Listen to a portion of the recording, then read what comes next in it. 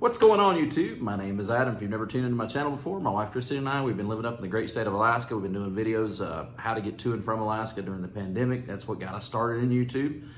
And we're going to continue doing at least one of those videos a month because we have so many contacts, but we were also doing a lot of Mexico videos. Christina is originally from Mexico, and now I am a legal resident of Mexico. And we literally just packed all our stuff that we could into storage. We sold a lot of stuff and we moved to Mexico with nothing more than 2 suitcases. And it has been great. The saying less is more has been totally true for us. So I want to kind of go into how we got scammed at the Puerto Vallarta airport. I want to go over that real quick. I'm going to go first before I go through how we got scammed at the Puerto. This is not clickbait. This truly happened. How we got scammed out of $17 at an ATM in the Puerto Vallarta airport. I'm going to go over everything detail by detail. But first I want to break down how a lot of people ask me, because we travel extensively. I'm a pilot, my wife's a flight attendant. A lot of people ask, you know, how do you get your money when you go to these countries? So we're going to use Mexico today for an example. How do you get your money, you know, when you change it out? So what I tell people that don't travel much, normally use your ATM card. You know, a lot of people think, well, I can just bring cash, I'll bring US dollars, and I'll change it out at a change place. You can do that, but you're getting a horrible exchange rate. So they're not going to give you the greatest exchange rate. So the exchange rate literally fluctuates all day long. It's constantly fluctuating.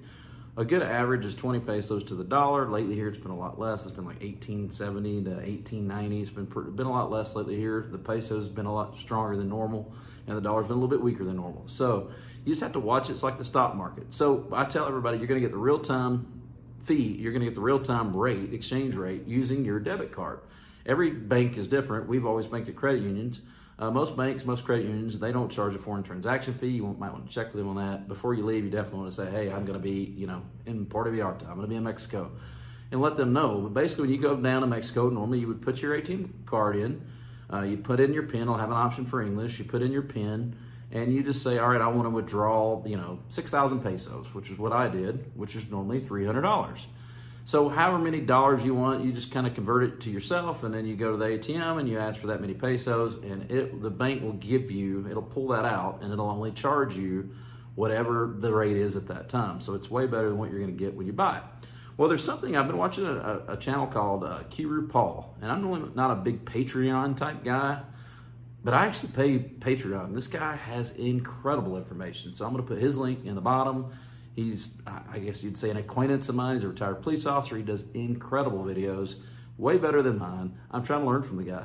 So anyway, he recommended the Wise Card, and I'm going to put that link down into the description. And he also recommended one recently called the Dollar app.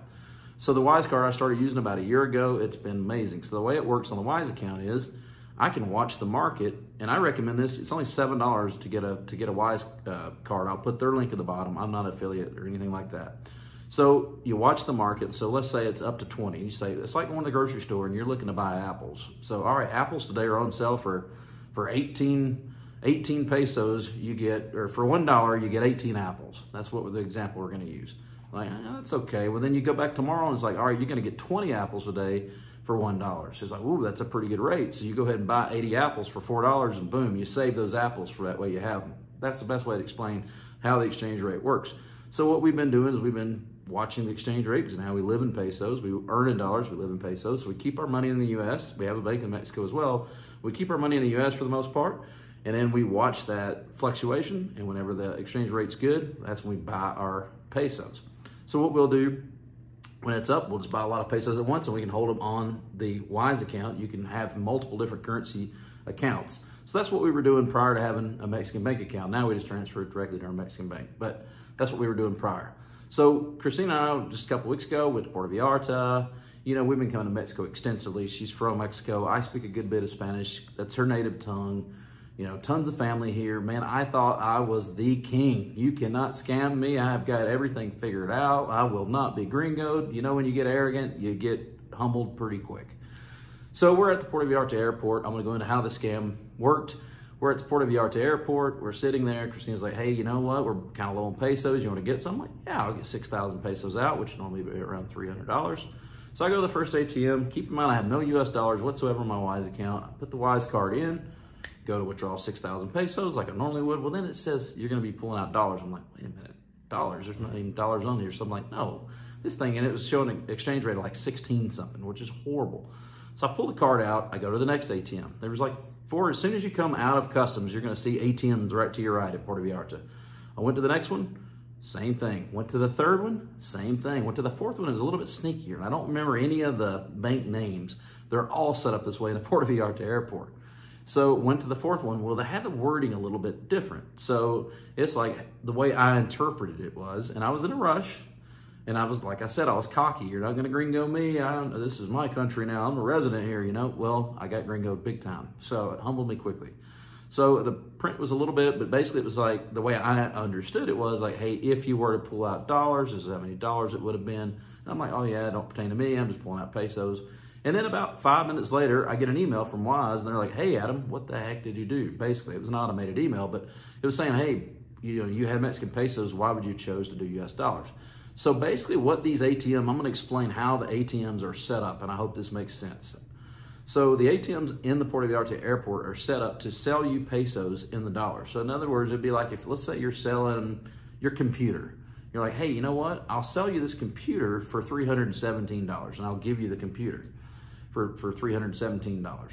That's basically how, so they're selling you pesos. So let's say, for example, you want to buy 6,000 pesos? We'll sell it to you for $317 instead of $300, which is what the actual rate is.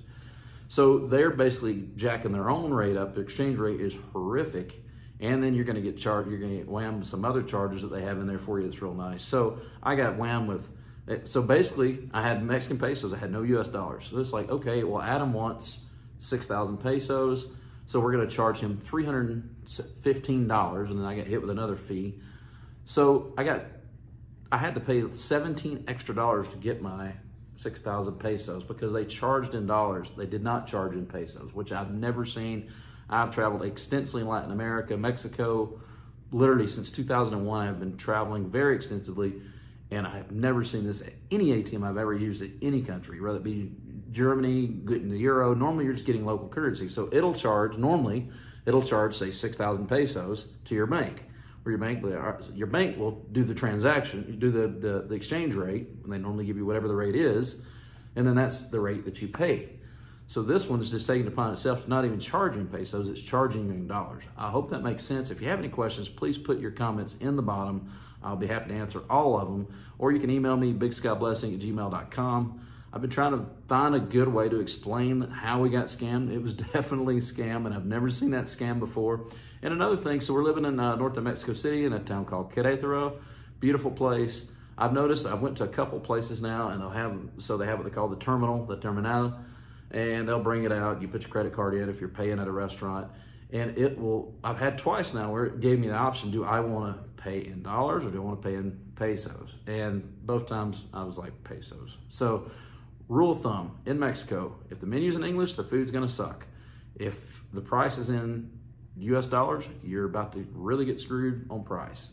I've been all over this country. I'm telling you that to be a fact, because they're going to do their food like they think you would like it in the US, so it's not gonna be authentic Mexican food if it's in English 99% of the time. I know that sounds crazy.